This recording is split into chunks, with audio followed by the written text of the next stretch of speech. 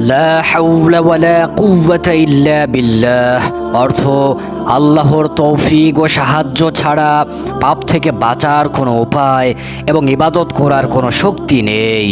সম্মানিত সুধী, আজ আমি আপনাদের সামনে এই মহামানিত্য আয়াতের অসীম ফজিলত নিয়ে আলোচনা করব।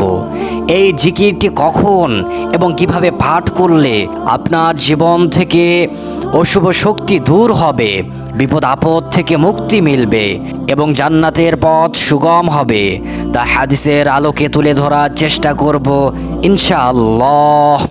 এই আমলটি আপনার দোয়া কবুল করতে এবং দারিদ্র সহ ৯৯টি রোগ থেকে মুক্তি পেতে মহৌষধ হিসাবে কাজ করে।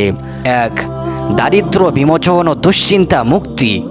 হযরত ইবনে আব্বাস রাদিয়াল্লাহু তাআলা আনহু বর্ণনা করেন, রাসূলুল্লাহ সাল্লাল্লাহু আলাইহি সাল্লাম ইরশাদ করেছেন, যাকে দুঃখ কষ্ট ও দুশ্চিন্তা গ্রাস করে ফেলে তার উচিত বেশি বেশি লা হাওলা ওয়ালা কুওয়াতা ইল্লা বিল্লাহ পাঠ করা।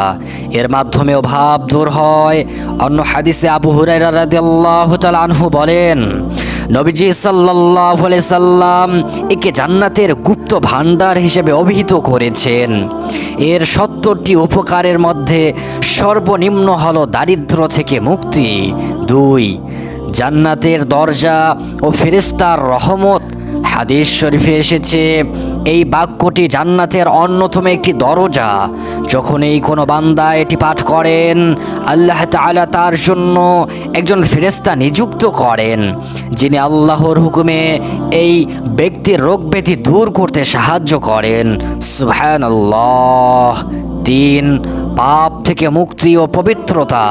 হুজুর সাল্লাল্লাহু আলাইহি সাল্লাম ইরশাদ করেছেন, যে ব্যক্তি ১০ বার বিসমিল্লাহি ওয়ালা হাওলা ওয়ালা কুওয়াতা ইল্লা বিল্লাহিল আলিয়্যুল আযীম পাঠ করবে, আল্লাহ তাকে এমনভাবে গুনাহ মাফ করবে এবং পবিত্র করে দিবেন যেন সে আজই তার মায়ের গর্ভ থেকে ভূমিষ্ঠ হয়েছে। সুবহানাল্লাহ। ৪. মানুষের মুখাপেক্ষী না হওয়া। হযরত মুসা রাদিয়াল্লাহু তাআলা আনহু থেকে বর্ণিত, হাদিসটি বর্ণিত হয়েছে বুখারী শরীফে ৪২০২ নম্বর হাদিসে। যে ব্যক্তি প্রতিদিন ১০০ বার লা হাওলা ওয়ালা কুওয়াতা ইল্লা বিল্লাহ এই জিকিরটি পাঠ করবে, সে কখনো অন্যের মুখাপেক্ষী বা অভাবী হবে না। এটি জান্নাতের সঞ্চিত রত্ন ভাণ্ডারের সমতুল্য। ৫. নামাজের জবাব ও কুরআনের বিকল্প আমল।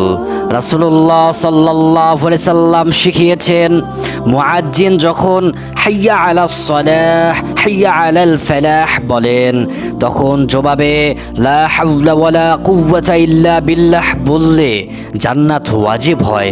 আল্লাহু আকবার। এছাড়া যারা কুরআন মুখস্থ করতে পারছেন না, তাদের জন্য আবু দাউদ শরীফের ৮৩২ নং হাদিসে নবীজি সাল্লাল্লাহু আলাইহি সাল্লাম ইরশাদ করেন, এই তসবিহটি পড়ার পরামর্শ দিয়েছেন। ৬. ৯৯টি রোগের মহাঔষধ।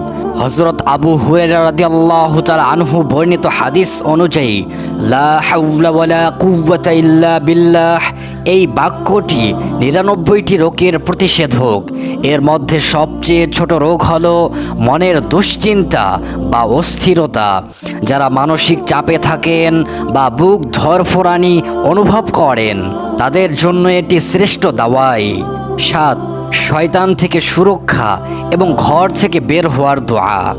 ঘর থেকে বের হওয়ার সময় যখন কেউ বলে বিসমিল্লাহি তাওয়াক্কালতু আলাল্লাহ ওয়ালা হাওলা ওয়ালা কুওয়াতা ইল্লা বিল্লাহ, তখন আল্লাহ তাকে হেফাজত করেন। শয়তান তখন তার থেকে দূরে সরে যায় এবং অন্য শয়তানকে বলে, যে ব্যক্তিকে সঠিক পথ দেখানো হয়েছে এবং যার দায়িত্ব স্বয়ং আল্লাহ নিয়েছেন, আর তুমি কোনো ক্ষতি করতে পারবে না। ৮. কাবা তুয়াফ ও বিপুল সোয়াব।